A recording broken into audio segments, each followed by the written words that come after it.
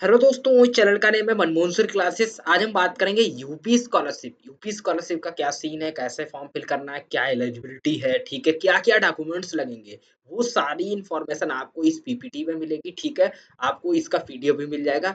तो ज़्यादा समय को वेस्ट नहीं करेंगे, हम लोग पहले बात कर लेते हैं कि मुझे आज जो है आप लोगों को क्या इन्फॉर्मेशन देनी है। काफ़ी स्टूडेंट्स मेरे पास मैसेज करके, कॉल करके पूछ रहे थे, सर मुझे ये बता दीजिएगा कि डॉक्यूमेंट्स क्या-क्या लगेंगे। तो इस वीडियो में मैं बात करूँगा कि क्या-क्या डॉक्यूमेंट्स लगेंगे आपको, ठीक है?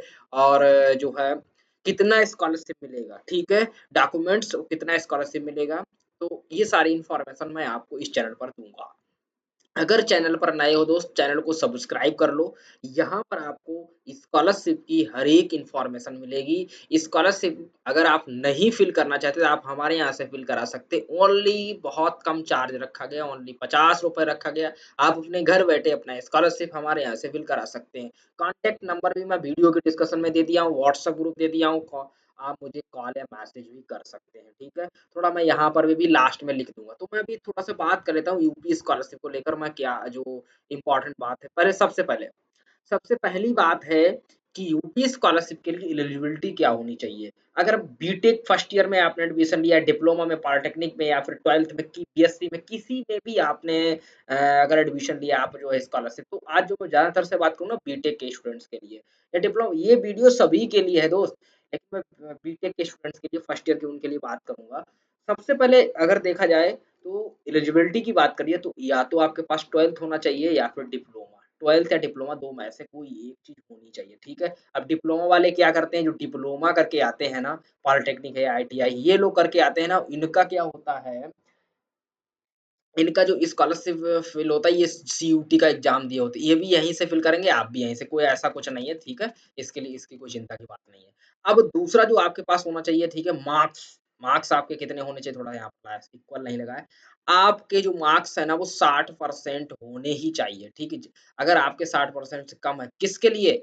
जनरल और ओबीसी के लिए। अगर आप जनरल के स्टूडेंट्स हैं और ओबीसी के हैं, तो आपका जो परसेंटेज होना चाहिए वो कितना होना चाहिए 60% होना ही चाहिए, ठीक है? तो इससे कम अगर परसेंटेज है तो आपको स्कॉलरशिप नहीं मिलेगी, ठीक है? बहुत सी चीज़ें मैं आपको बताऊँगा। इसके बाद अगला मैं एससी और एसटी के लिए बात करूँ, एससी और एसटी के लिए तो एससी और एसटी की जो है 55% क्या होनी चाहिए आपका 12th में होना ही चाहिए। जैसे आप 12th करके आए हैं तो 12th में होना चाहिए। अगर आप जो है 10th करके आए हैं 10th में, ठीक है, 10th करके काफ़ी 11th में, सब किसी में भी अगर आप स्कॉलरशिप का फॉर्म फिल कर रहे हैं, ठीक है, आप पिछली कक्षा में डिप्लोमा या किसी में, तो आपका कितना होना चाहिए जो है एससी-एसटी के लिए सिर्फ 7 कितना रखा गया है 55% रखा गया है और ओबीसी का कितना है 60%। आई होप आप लोग समझ गए होंगे। आगे मैं बात करूँगा इनकम, इनकम में क्या है जनरल और ओबीसी का इनकम कितना होना चाहिए 2 लाख। 2 लाख ही होना चाहिए। अगर इससे ज़्यादा है आपका तो आपका जो है स्कॉलरशिप नहीं आप स्कॉलरशिप के लिए एलिजिबल नहीं है, आप फॉर्म नहीं फिल कर सकते। तो 2 लाख ही होना ही चाहिए। अगर 2 लाख है, इक्वल है, तो आप फिल कर सकते हैं, ठीक है?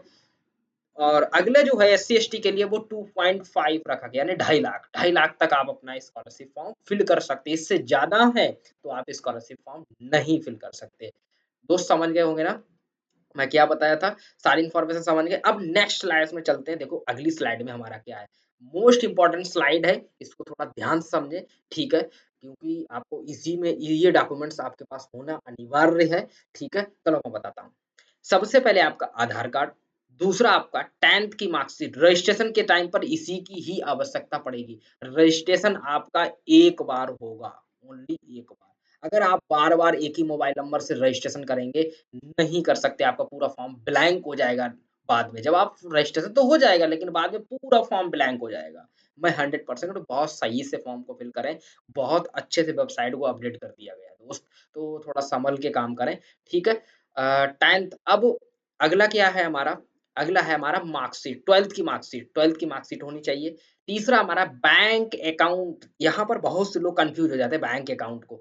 बैंक अकाउंट आपका ही अकाउंट होना चाहिए किसी एक शाखा में या ब्रांच में, ठीक है?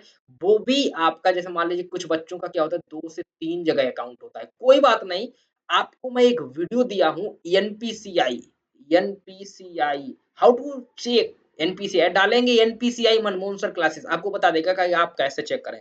मैंने उस वीडियो में बताया कि आप अपना चेक करेंगे कि लिंक विद आधार, आपका आधार किस बैंक में लिंक है, उसी बैंक का अकाउंट नंबर आपको फिल करना होगा। आपने किसी जैसे मेरा भी हो जाता है ना, देखो अब ऐसा नहीं है कि अगर आपको स्कॉलरशिप लेना, मान लीजिए आपने भर दिया यूनियन बैंक का और आपका आधार लिंक है एनपीसीआई अगर आर्यवर्त में, तो आपका आर्यवर्त में ही स्कॉलरशिप आएगा। आई होप आप लोग समझ गए होंगे। आपको क्या है, जिसमें आपका आधार लिंक है, वही बैंक अकाउंट नंबर अपने स्कॉलरशिप के फॉर्म में फिल करें, ठीक है? अगर आपको पता नहीं है कि हमारी बैंक में कौन-सा अकाउंट नंबर लिंक है, उसका वीडियो मैं बना दिया हूँ, कमेंट करिए मैं बता दूँगा, आप चेक भी करा सकते हैं, ठीक है? हमसे भी पूछ सकते हैं, हमारे यहाँ फिल कराएँगे तो फिर मैं चेक करके ही फिल करता हूँ, ओके? तीसरा जो है हमारा क्या है अगला यूनिवर्सिटी रोल नंबर। अब कुछ बच्चों के पास फर्स्ट ईयर के हैं, उनके पास यूनिवर्सिटी रोल नंबर नहीं है, कोई बात नहीं आपके कॉलेज वाले बोल देंगे कि आप ये वाला रोल नंबर डाल दो या बोल देंगे रजिस्ट्रेशन नंबर, एनरोलमेंट नंबर। अगर आपके पास है तो आप फिल कर सकते हैं, नहीं है तो कोई बात नहीं, आपके कॉलेज वाले जो बोले आप वो फिल करिए। अगला जो है हमारा इनकम सर्टिफिकेट बहुत-बहुत इम्पोर्टेंट है यार, मोस्ट इम्पोर्टेंट है।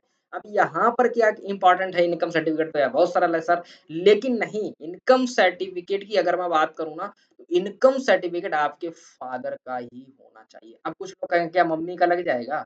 बिल्कुल लग जाएगा। बट कब? गॉड फ़ॉरबिड ऐसा ना हो कभी।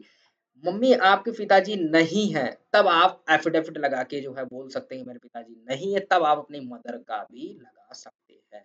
अब ये चाहे ओबीसी का हो, चाहे एससी का हो, चाहे एसटी का, सभी को अपने पेरेंट्स का ही इनकम लगाना है। आई होप आप लोग इनकम का भी समझ गए होंगे।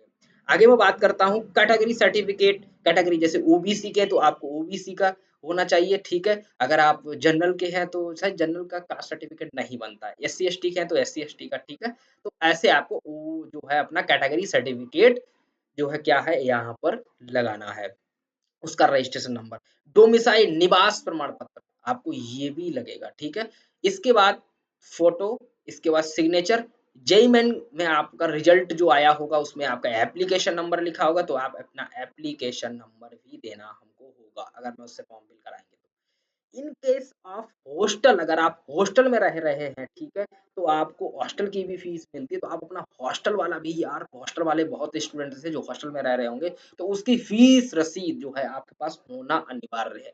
तभी आप हॉस्टल वाला जो ये पैसा है वो ले सकते हैं। तो आई होप आप इस वीडियो में पूरा समझ गए होंगे कि यूपी स्कॉलरशिप के लिए क्या डॉक्यूमेंट्स की आवश्यकता है और क्या नहीं है, कैसे आपको फ़िल करना है, वो मैं आपको लाइव आके बताऊँगा कि कैसे आपको फ़िल करना है, ठीक है? अभी आप बस इतने डॉक्यूमेंट्स रेडी करके रख लीजिए, ठीक है? अगर आपका कोई भी क्वेरी है, कोई भी क्वेश्चन है, आप हमको तुरंत कमेंट करिए दोस्त, मैं 24 घंटे के अंदर ऑनलाइन रहता हूँ, आपका तुरंत आपको आपका रिप्लाई दूँगा, ठीक है? तो आई होप आप लोग समझ गए होंगे, ऐसी वीडियो पाने के लिए हमारे चैनल को सब्सक्राइब कर लो, बेल आइकन प्रेस कर लो, जिससे आपको कोई भी वीडियो है सबसे पहले प्राप्त हो। आई होप आप लोग समझ गए होंगे। मिलते हैं नेक्स्ट वीडियो में। Thank you.